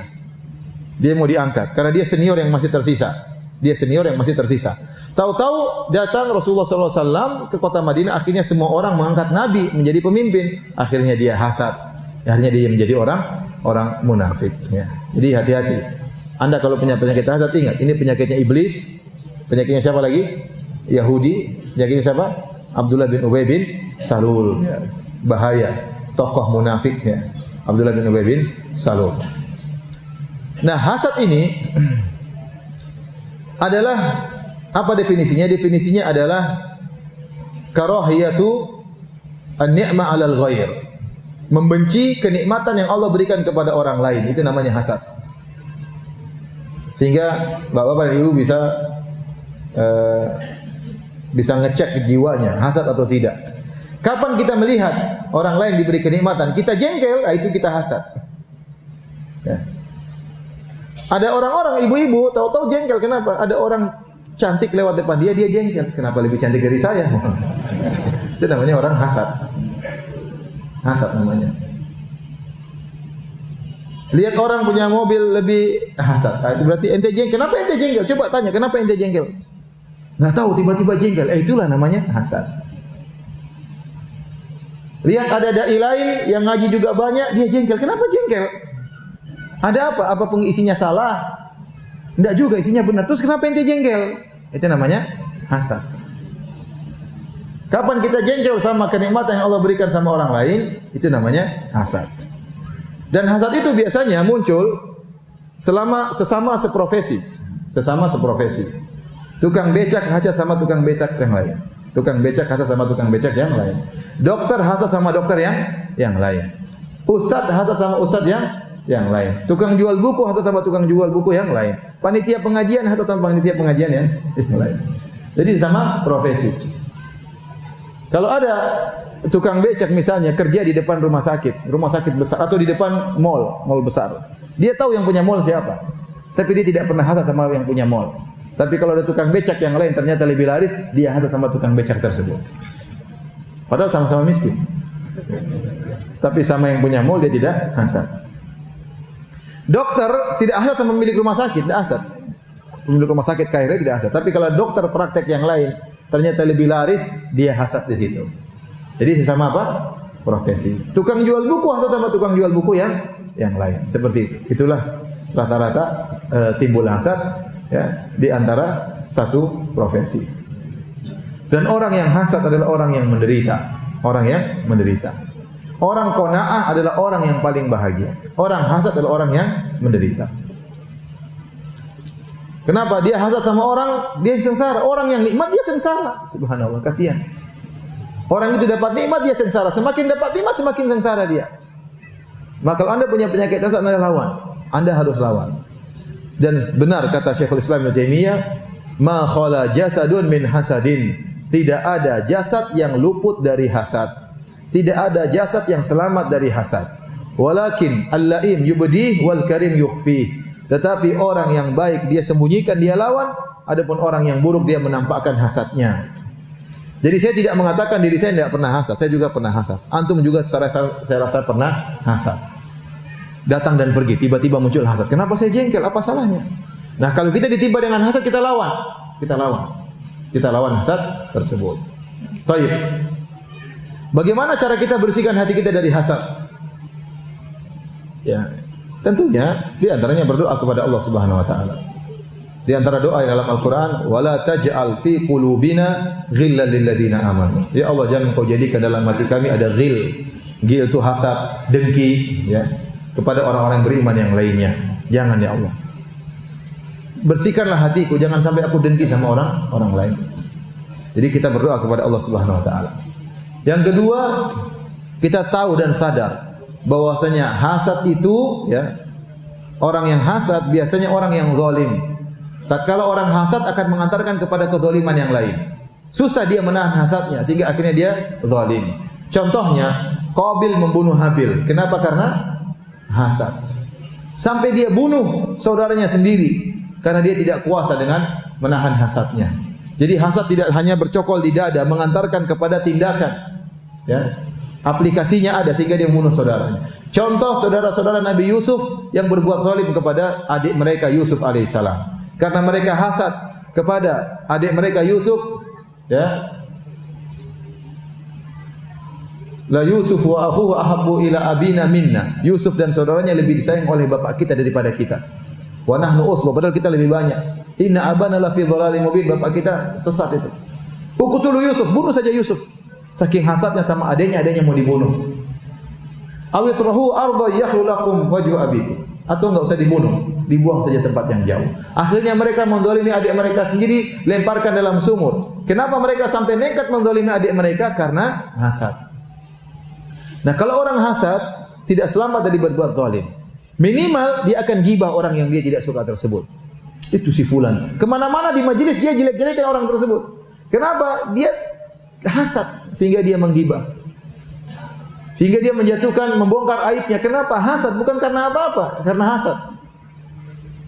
Jadi hasad itu membuat orang terjerumus dalam dosa-dosa yang lainnya. Itu makanya sangat berbahaya. Makanya kata Nabi SAW dalam hadis yang dhaif tapi maknanya benar, iyyakum wal hasad, hati-hatilah kalian terhadap hasad, fa innahu ya'kulul hasanat kama ta'kulun naru al-hatab. Kata Nabi, hati-hati dengan hasad, sungguhnya hasad itu bisa memakan kebaikan-kebaikan, menghanguskan, membakar kebaikan-kebaikan sebagaimana api membakar kayu bakar. Kalau kayu sudah kita bakar cepat sekali habis kayu tersebut menjadi abu, menjadi debu. Demikian juga hasad, kalau hasad sudah bercokol pada diri orang, dia akan banyak maksiat. Minimal dia akan ghibah, dan ghibah dosa besar. Minimal dia akan menuduh tidak dusta, itu juga dosa besar. Ya, hati-hati, ya, hati-hati. Jadi yang kedua, hati-hati supaya kita menghilangkan hasad. Pertama, kita berdoa. Kedua, kita sadar bahwasanya hasad itu akan mengantarkan kepada kezaliman yang lain. Ketiga, kita harus sadar bahwasanya kalau kita hasad, yang sengsara kita adalah bukan orang yang kita hasati. Yang sengsara kita. Orang itu dapat nikmat, kita hasad. Kenapa kita yang sengsara? Kita bodoh sekali. Dia dapat nikmat, kok kita yang sengsara? Kenapa kita masih sengsara? Jadi orang hasad orang yang goblok. Kenapa orang dapat nikmat dia yang sengsara? Ini ngapain? Itu orang bodoh seperti itu. Menyengsarakan diri sendiri, ya, menyengsarakan diri sendiri. Kemudian yang keempat, ikhwan dan akhwat yang dirahmati Allah Subhanahu wa taala. Yakinlah Anda, kalau Anda pun hasad, Anda jelek-jelekan orang tersebut, Anda melakukan apapun, Anda dendam dalam hati karena hasad, tidak akan merubah orang tersebut. Baik, ada orang lebih cantik lewat depan kita. Kemudian kita jengkel, kita hasad. Kemudian wajahnya jadi jelek. Kan enggak berubah. Tetap aja dia cantik, Anda tetap jelek. Terus mau diapain? Tidak akan merubah kondisi orang tersebut. Ada orang dai misalnya dia berdakwah kemudian yang ikut banyak, kita hasad, apakah dia berkurang? Enggak, tetap aja dia. Kalau Allah berkehendak dia tenar, ya tenar, mau diapain? Ente mau apa? Ngapain ente hasad? Ngapain ente hasad? Ada orang kaya, ente hasad, dia beli ini, terus ente hasad apakah jadi miskin? Jawabannya tidak. Ternyata hasad Anda tidak akan merubah kondisi. Justru Anda yang semakin sengsara. Maka dikatakan, seorang ulama mengatakan, saya heran dengan orang zalim yang dia zalimi adalah dirinya sendiri. Itulah orang hasad. Dia zalim sama orang, tapi yang terzalimi adalah dirinya sendiri. Dia yang sengsara. Itulah orang hasad. Ya. Dan kunci utama untuk menghilangkan hasad adalah ridho dengan pemberian Allah Subhanahu wa taala. Qanaah. Kapan seorang qanaah, maka dia akan terjauhkan dari hasad. Nerimo, ya, Allah berikan ini yang terbaik bagi saya. Saya berusaha, tapi yang Allah berikan adalah yang terbaik bagi saya. Ya, sederhana sih, saya contohkan. Kalau saya bicara tentang dai. Misalnya saya ceramah, yang hadir tidak banyak. Terus yang ada ustadz lain yang hadir mungkin 10.000, 20.000, 31 juta yang hadir. Ngapain saya hasad sama dia? Dalam hati saya, ya. Kalau saya punya pengikut banyak seperti dia, mungkin hati saya tidak siap. Mungkin saya jadi angkuh, mungkin saya jadi ria, mungkin saya jadi ujub. Yang sedikit-sedikit saja bisa bikin ujub, apalagi yang banyak seperti itu. Jadi tenangkan diri kita. Allah tahu saya tidak pantas seperti itu, ya sudah, nikmati yang ada. Ini contoh sederhana di kalangan dai misalnya. Contoh antum, lihat ada orang punya mobil banyak, orang itu punya banyak. Ente jangan hasad. Ente bilang kalau saya seperti dia, belum tentu saya bisa bersyukur kepada Allah. Nanti hisabnya panjang pada hari kiamat. Ya. Nanti begini. Bisnis mikir susah, gaji supir 4 orang tidak gampang, makanya pikiran. Udah mending saya sendiri nikmati yang ada. Paham? Ada orang temannya punya istri 4, dia hasad. Ngapain hasad ente? Ente kira punya istri 4 gampang? Susah. Ya. Ngurusi 4 orang. Kalau 4 orang mengandung semua pas-pasan kan susah. Melahirkan 4 orang sekalian enggak gampang ya, akhi. Enggak gampang, ya. Kebutuhan banyak, kerja sana sini, enggak gampang. Ya, nikmatnya ada, susahnya juga banyak, ya. Ya. Belum tentu Anda bisa adil, belum tentu. Hari kiamat kata Nabi SAW, "Man kanat lahum ra'atani famala ila idahuma ja'a yaumal qiyamati wa shikkuhu ma'il." Barang siapa yang punya istri dua, kemudian dia condong kepada salah satunya, dia datang pada hari kiamat badannya miring. Itu dua sudah miring-miring, apalagi empat, miringnya kayak apa? Jadi maksud saya nikmati yang ada. Ente dapat dua ya alhamdulillah, dapat satu alhamdulillah ya. Jadi jangan sedikit-sedikit kita hasad. Jangan sedikit-sedikit hasad.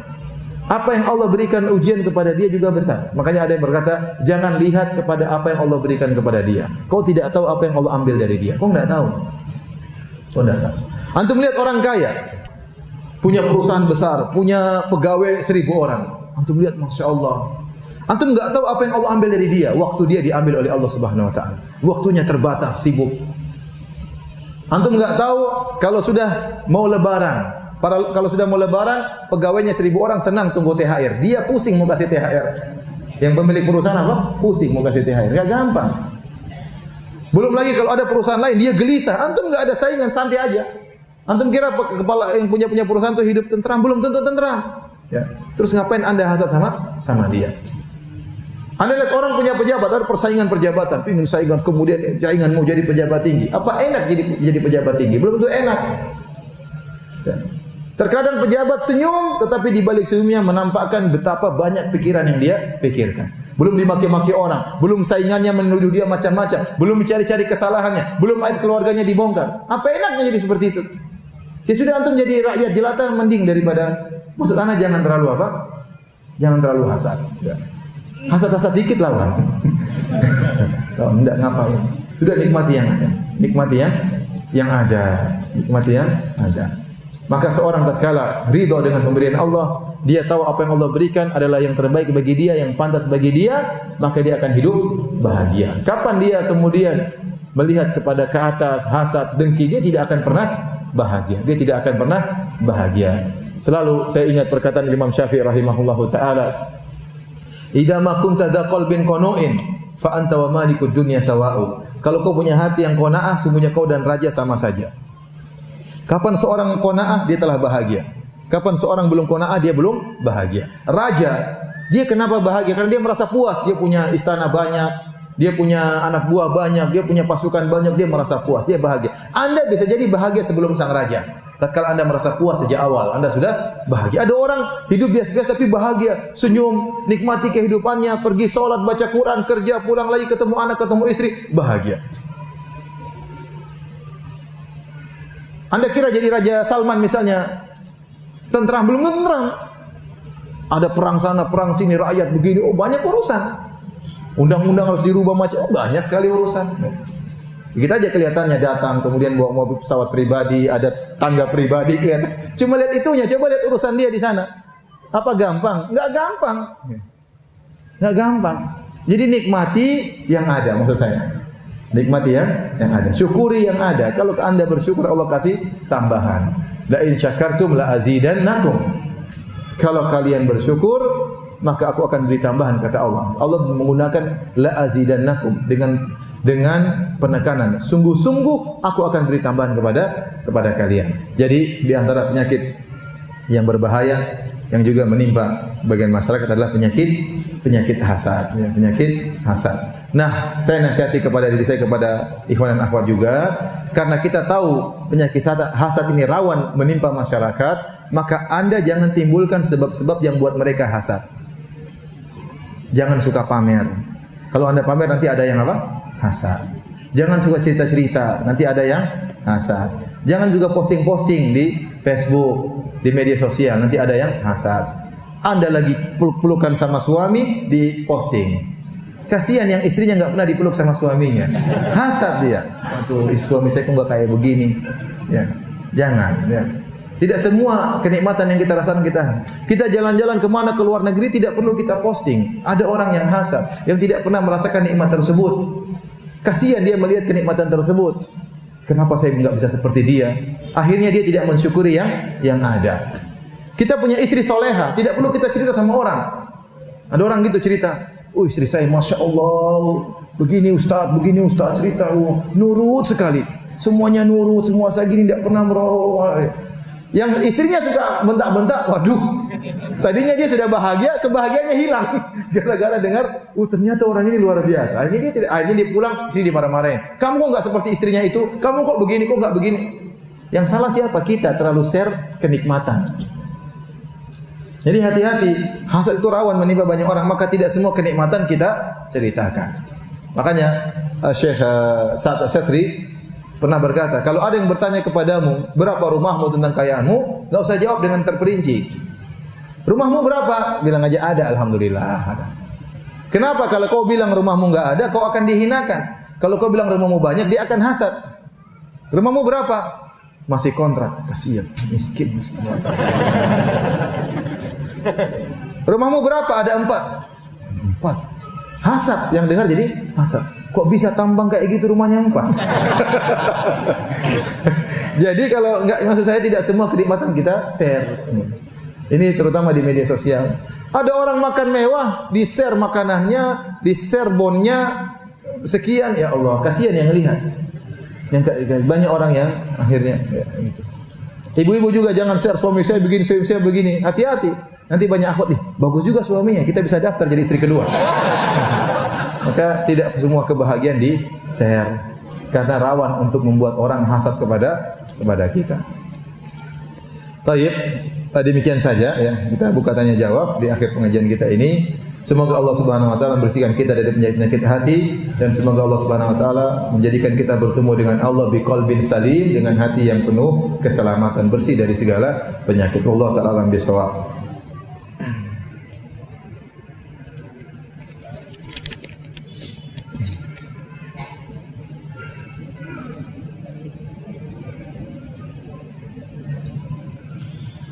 Apakah boleh membicarakan sifat-sifat jelek dan penyakit hati saudara muslim dan saudara seiman dengan istri kita? Apakah yang termasuk penyakit hati dalam diri kita? Jadi begini, ada gibah hukum asalnya haram. Tatkala kita menjelekkan, menceritakan kejelekan saudara kita, namanya kita sedang bergibah. Iya atau tidak? Gibah adalah zikruka akhaka bima yakrah, menyebutkan keburukan saudara yang dia tidak suka. Kita ceritakan. Meskipun kita cerita sama istri kita, berarti kita dan istri kita sedang menggibah saudara kita. Tetapi kalau dalam gibah tersebut ada kemaslahatan. Contoh kita gibahi tetangga.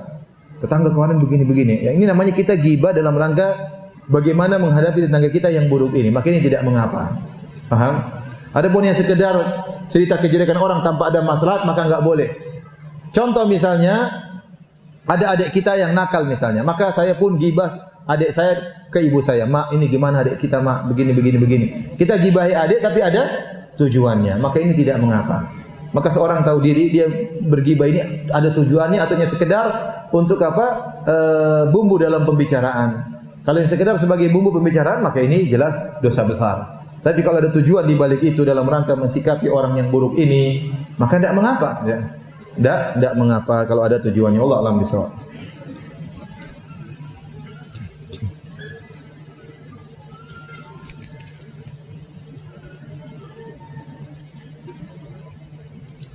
Ustaz, bagaimana cara membedakan sombong dan mengajak? Karena saya sering memposting tentang kajian di sosial media karena untuk mengajak orang lain. Yang tidak ada beda secara zahir. Ya. Yang bisa membedakan hanyalah hati, yang tahu hanyalah Allah Subhanahu Wa Taala. Saya bukan berarti melarang orang posting ibadah secara total, tidak. Ada orang mungkin dia posting dia sedang umroh, tujuannya dia untuk apa? Untuk menarik orang lain supaya terpacu juga untuk umroh seperti dia.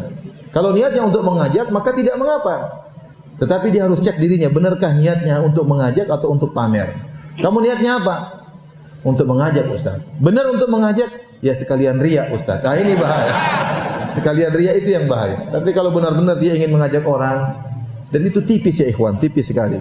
Kalau niatnya benar-benar untuk mengajak, tidak ada masalah. Riya itu masalah hati. Kita ini tujuannya di sini bukan untuk nuduh orang riya, tapi untuk diri kita, hati-hati. Kalau ada orang pamer, urusannya dengan Allah. Mungkin dia ikhlas, kita nggak tahu. Tapi kita untuk diri kita, jangan sampai kita seperti itu, jangan sampai kita riya, hati-hati.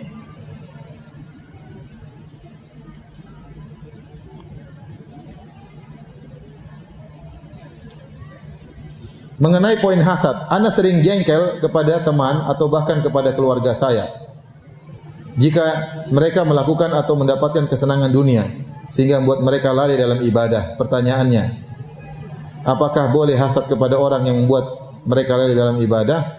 Enggak. Jadi hasad kalau itu jengkel berarti bukan karena kenikmatan, tapi jengkel karena kenikmatan yang membuat apa? Lalai. Maka itu bukan hasad. Ya, jadi kita jengkel karena kenikmatan itu membuat lalai dia. Itu bukan hasad. Tapi kalau tahu-tahu dia dapat kenikmatan kita jengkel, ya itulah hasad.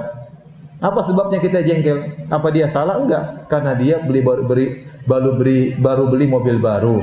Dia baru beli mobil baru kok saya jengkel? Ya itulah hasad. Itulah hasad. Ya, tapi kalau ternyata mobil baru tersebut buat dia bermaksiat, kita jengkel dari sisi maksiatnya, bukan dari mobil barunya.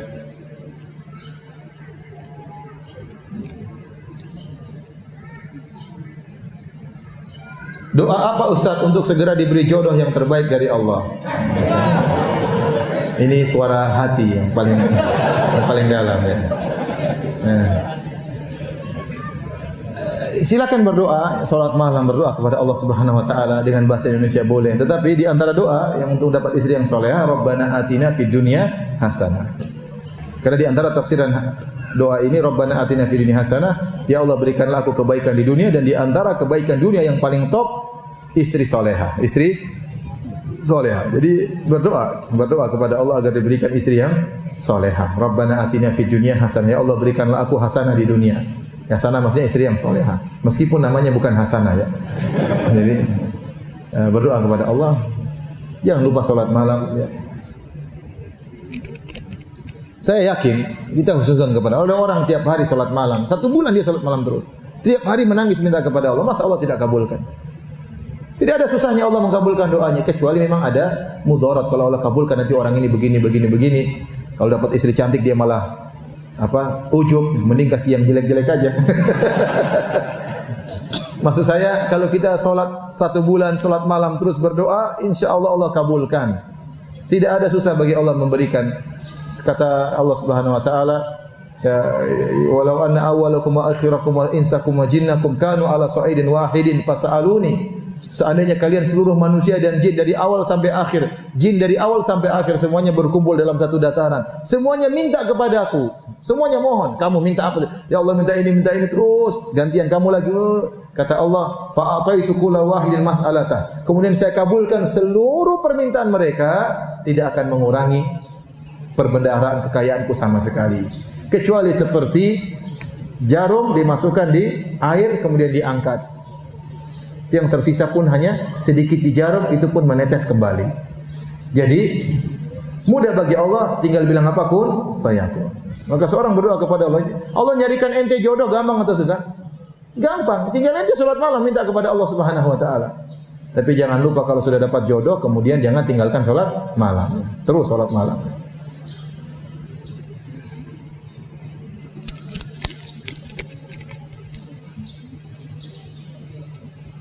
Ustaz mau bertanya, apakah hasad dapat menyebabkan ain terhadap orang lain? Iya, benar. Ain bisa terjadi dengan 2 sebab. Pertama, karena hasad. Yang kedua, karena pandangan kagum tidak berdoa kepada Allah Subhanahu wa taala. Ya. Makanya kita kalau bawa anak kita mungkin tampan, anak kita mungkin bersih, kita doain. U'idzuka bi kalimatillahi tammah min kulli syaitanin wa hamma min kulli ainin lamma. Doakan. Ya kadang anak-anak kita bawa kumpul banyak orang lihat, lucunya, pulang-pulang sakit. Iya, karena mereka waktu muji tidak mengucapkan apa? Subhanallah atau Masya Allah, Tabarakallah, tidak memuji Allah Subhanahu wa taala, dan itu sumber terjadi penyakit ain ya. Atau dengan pandangan hasad ya. Ya. Makanya kita berdoa, qul a'udzu birabbil falaq min syarri ma khalaq wa min syarri ghasiqin idza waqab wa min syarri naffatsati fil 'uqad wa min syarri hasidin idza hasad. Dari keburukan orang yang hasad. Kita baca dalam zikir pagi, zikir petang. Insyaallah Allah jaga kita dari orang yang hasad. Ya. Ini banyak yang bertanya, Ustaz apakah saya hasad? Apakah saya hasad? Dia cek aja sendiri. Cek aja, benar. Pokoknya kalau sebab ente jengkel itu gara-gara kenikmatan tok, berarti itulah hasad. Tapi kalau ente jengkel karena dia begini, berarti itu hasad plus. Antum cek, kalau ternyata karena itu bukan karena kenikmatan murni, berarti bukan hasad. Ya. Karena dia dapat dia kerja naik pangkat, saya jengkel. Kenapa? Karena dia itu enggak layak, terus dia makan gaji buta, dia begini. Ente cek, ente jengkelnya karena apa? Karena makan gaji butanya atau karena dia naik pangkat?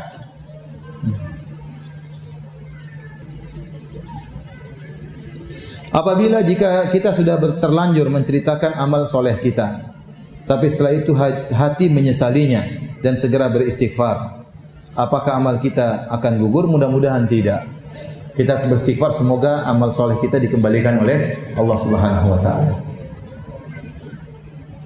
Ustaz, jika kita sholat sunnah di rumah sengaja di depan istri dan anak dengan tujuan memberikan contoh, apakah termasuk riya? Jawabannya tidak sama sekali. Bahkan di antara sunnahnya adalah sholat sunnah di rumah. Di antara hikmahnya agar memotivasi anak-anak. Anak-anak lihat, oh bapak saya sholat. Mungkin tanya, abi sholat apa lagi? Itu kan sudah sholat. Ini sholat sunnah.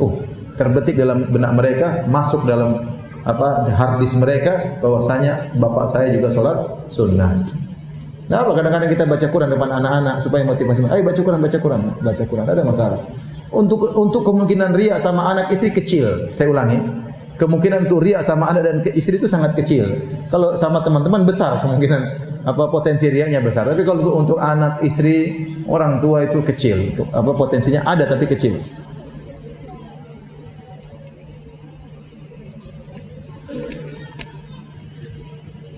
Di dalam Al-Quran selalu Allah mengucapkan kata istri-istrimu. Apakah berarti istri kita harus lebih dari 2? Enggak. Ini sudah tahu nanya. Maksudnya apa? Jelas ya enggak lah. Istri satu itu sudah ini. Qanaah. Kalau mau ya silakan tambah. Itu silakan urusan masing-masing. Ustaz, saya mau bertanya tentang kunut dalam subuh. Itu yang saya tahu boleh dilakukan dan tidak. Tapi saya pernah sholat saat itu imam masjid lupa baca kunut dan dia melakukan sujud sahwi. Apakah itu perlu dilakukan? Itu mazhab Syafi'i. Mazhab Syafi'i menganggap kalau orang yang terbiasa kunut subuh, meskipun kunut subuh sunnah tidak wajib, terus dia lupa, maka dia boleh sujud apa? Sahwi. Pendapat mazhab Syafi'i. Apakah ketika kita giat beramal dan berdoa agar hajat kita terkabulkan dan akhirnya terkabulkan, apakah berarti kita beramal karena dunia? Bukankah Allah menyuruh kita untuk minta kepada Allah? Kita tidak. Fabtagu indallahi rizqa. Kata Allah, mintalah rezeki dari Allah Subhanahu wa taala. Kata Allah, ya, wa qala rabbukum ud'uni astajib lakum. Allah berkata, berdoalah kepadaku. Kita saja tanpa beribadah kita minta kepada Allah boleh. Apalagi kemudian kita mendekatkan diri kepada Allah Subhanahu wa taala dengan beribadah. Ya. Jadi enggak ada masalah ya, kita beribadah supaya hajat kita dikabulkan, enggak ada masalah ya. Tetapi jangan itu dijadikan sebagai tujuan utama. Tujuan kita beribadah utama adalah untuk mencari darul akhirah. Ya, kita mencari akhirat. Sekaligus kita minta dunia enggak ada masalah. Kita salat malam, setelah itu kita berdoa kepada Allah, ya Allah, ya mudahkan saya untuk lulus kuliah. Sungguh berat sekali biaya kuliah ini ya, dan seterusnya. Boleh-boleh saja. Terus kita meminta sama siapa? Justru kita minta kepada Allah, itulah tauhid. Itulah apa? Tauhid. Tapi jangan kita hanya meminta dunia saja. Makanya Allah mengatakan, "Wa minhum man yaqulu rabbana atina fid dunya wa ma lahu fil akhirati min khalaq. Wa minhum man yaqulu rabbana atina fid dunya hasanah wa fil akhirati wa qina adzabannar." Di antara mereka ada yang berdoa kepada Allah, ya Allah berikanlah aku dunia, maka tidak ada bagian bagi mereka di akhirat. Dan di antara mereka ada yang berkata, ya Allah berikanlah kebaikan di dunia dan kebaikan di mana? Di akhirat, dan jauhkan kami dari azab neraka jahanam. Sama seperti orang bersedekah, niatnya harus pahala akhirat. Tapi kalau dalam hatinya agar hartanya berkah ditambah oleh Allah, boleh saja. Tetapi tujuan utama harus apa? Akhirat. Tidak boleh kalau tujuan utamanya semata-mata untuk dunia. Semata-mata untuk dunia. Tok tidak terpikirkan dalam dirinya ada ganjaran akhirat, maka ini yang tidak boleh. Inilah yang disebut dengan kesyirikan. Ya. Baik, demikian saja hadirin hadirat kajian kita pada kesempatan kali ini. Mohon maaf banyak pertanyaan tidak bisa saya jawab. Mudah-mudahan bisa ditanyakan kepada ustaz yang lain. Semoga pertemuan kita diberkahi oleh Allah Subhanahu wa taala sebagaimana Allah kumpulkan kita di masjid yang mulia ini, semoga Allah kumpulkan kita di surganya kelak. Amin ya rabbal alamin. Subhanakallah bihamdik asyhadu an la ilaha illa anta astaghfiruka wa atubu ilaik. Assalamualaikum warahmatullahi wabarakatuh.